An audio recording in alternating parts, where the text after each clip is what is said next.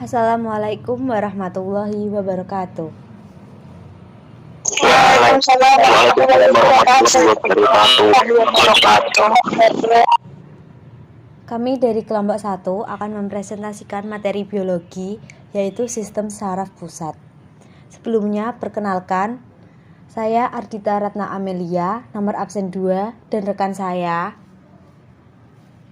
Saya Ahmad Rizky Maulana, nomor absen 1.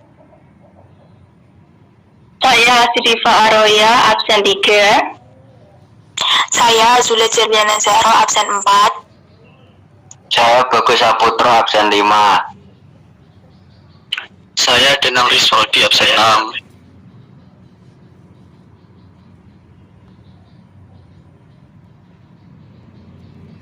Sistem saraf pusat. Sistem saraf pusat meliputi dua. Yang pertama, otak. Yang kedua, sumsum tulang belakang.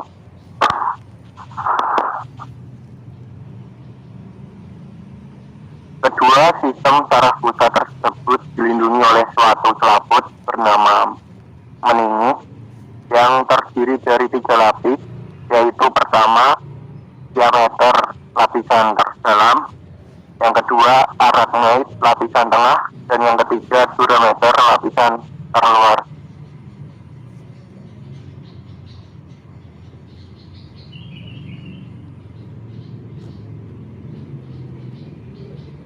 Otak. Ini adalah gambar bagian otak.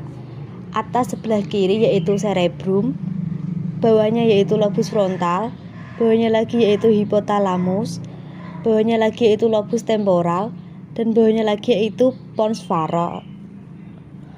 Dan lapisan otak bagian kanan yang paling atas adalah lobus parietal, nomor 2 adalah talamus, nomor 3 lobus occipital, nomor 4 diencephalon, nomor 5 cerebellum, dan yang terakhir yaitu medulla oblongata.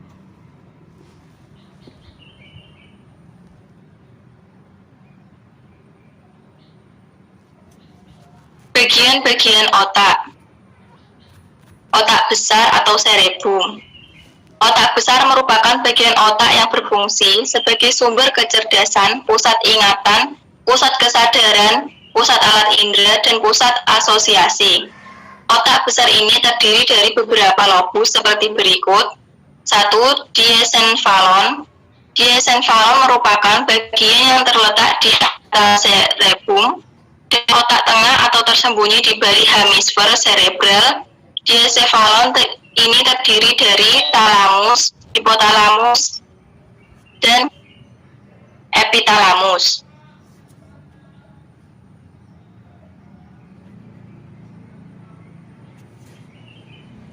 Sistem limbik atau metabolik.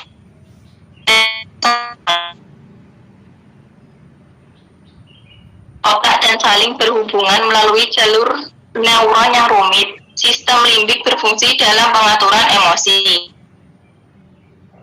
Otak tengah atau mesencephalon. Otak tengah merupakan penghubungan antara pons faroli dan otak kecil. Fungsi otak tengah adalah sebagai pusat refleks serta meneruskan informasi penglihatan dan pendengaran. Pons faroli. Pons faroli atau jembatan faroli ini berada di antara bagian kanan dan kiri otak kecil, berfungsi untuk mengatur frekuensi dan kekuatan bernafas.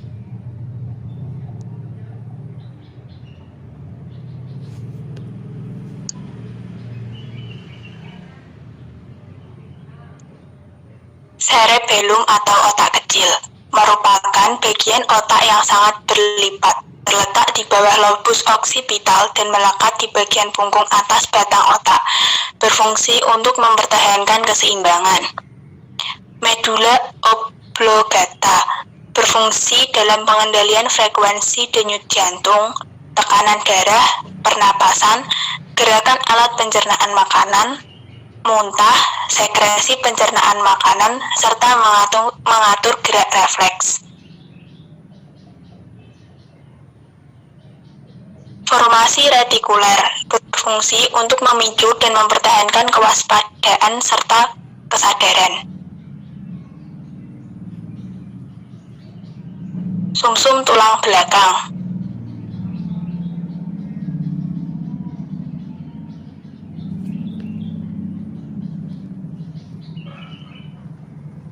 Ini gambar dari struktur sumsum tulang belakang.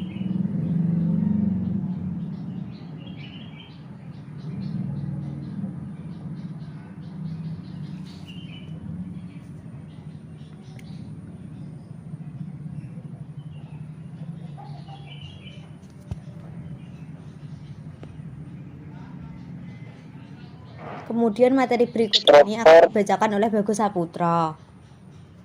Struktur sumsum tulang belakang. Struktur sumsum tulang belakang dibagi menjadi dua, yaitu satu, struktur bagian luar substansi putih. Dua, struktur bagian dalam substansi abu-abu.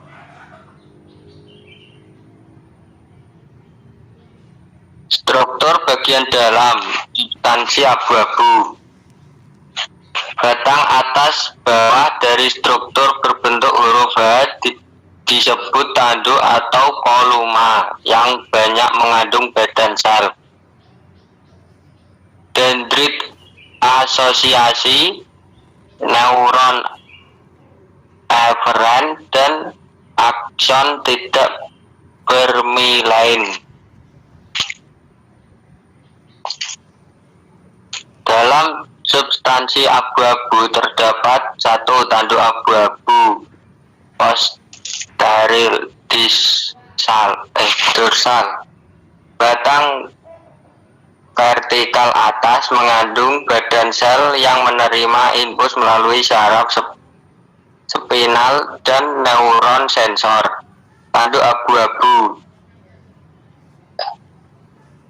anterior ventral.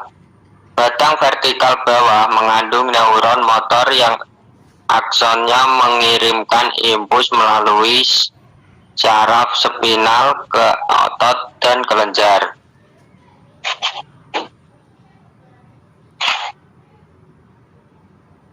Tanduk lateral substansi abu-abu bagian antara tanduk posterior dan anterior mengandung badan sel neuron sistem saraf otonom.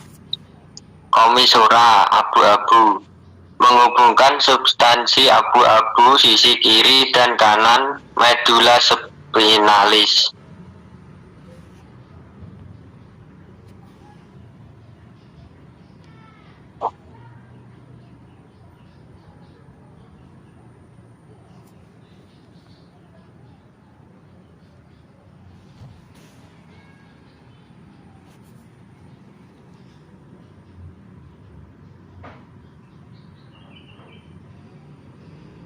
Struktur bagian luar substansi putih. Substansi putih tersusun dari akson yang bermilain. Bagian ini terbagi menjadi 5, yaitu ada funiculus atau kolumna, anterior atau ventral, posterior, ventrolateral, dan lateral. Dalam funiculus terdapat traktus fasciculus spinal sebagai berikut. Yang pertama ada traktus sensor atau ascendent, berfungsi dalam penyampaian informasi dari tubuh ke otak, misalnya sentuhan, nyeri, tekanan, dan sebagainya. Yang kedua ada traktus motor atau descendent, berfungsi membawa motor impuls dari otak ke medula spinalis dan dari saraf spinal menuju ke tubuh. Traktus motor berfungsi mengantarkan impuls untuk koordinasi dan ketepatan gerakan volunteer atau sadar, serta mempertahankan tonus atau kontraksi otot dalam aktivitas refleks.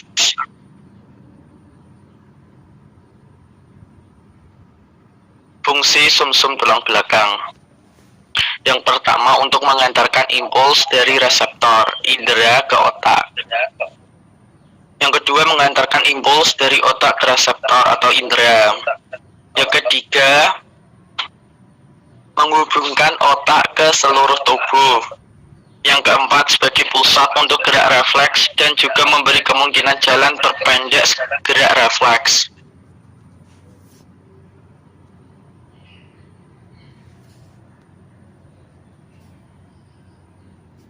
Terima kasih. Berikut adalah materi presentasi dari kelompok kami. Selanjutnya, kami akan membuka sesi pertanyaan dan nanti akan ada pertanyaan yang kami berikan untuk para audien. Silakan siapa yang ingin bertanya. Tadi disebutkan di presentasi salah satu fungsi dari otak kecil. Apakah fungsi dari otak kecil hanya itu? Jika ada yang lain, sebutkan fungsi utama dari otak kecil. Terima kasih. Terima kasih. Pertanyaan dari Didi akan kami tampung terlebih dahulu.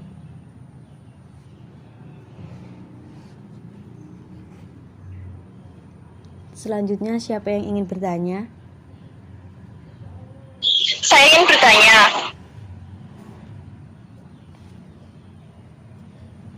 Ya, silahkan Febrica. penyakit apa yang terjadi jika nukleus basal rusak? Baik, pertanyaan akan saya tampung terlebih dahulu. Kemudian apakah ada yang ingin bertanya kembali?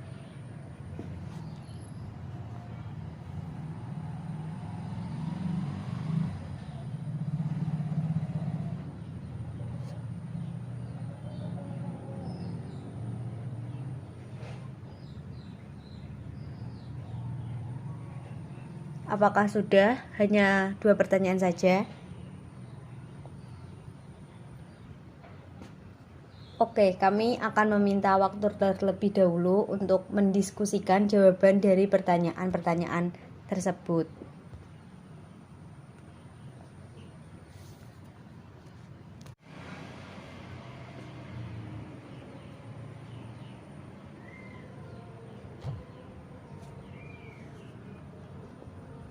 Menjawab pertanyaan dari Didi. Sebutkan fungsi utama otak kecil. Fungsi utama otak kecil adalah sebagai pusat koordinasi gerakan otak yang terjadi secara sadar, keseimbangan, dan posisi tubuh. Apakah sudah jelas? Saya ingin menjawab pertanyaan dari Febrica.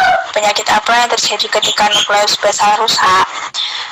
Yang terjadi ketika nukleus basal rusak yaitu penyakit Parkinson. Bagaimana? Sudah jelas, terima kasih. Selanjutnya, dari kelompok kami akan memberikan pertanyaan.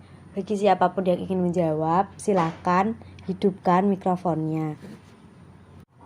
Kami menyediakan satu pertanyaan. Pada korteks cerebral terdapat 4 lobus yang terpisah. Lobus apa saja itu?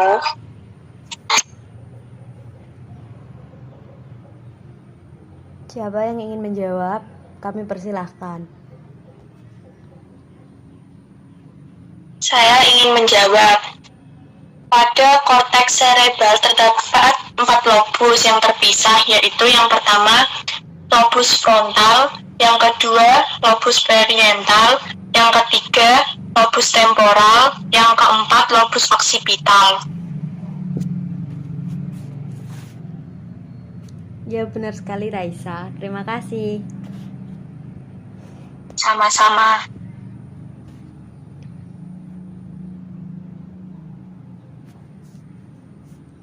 Presentasi dari kelompok kami pun sudah berakhir.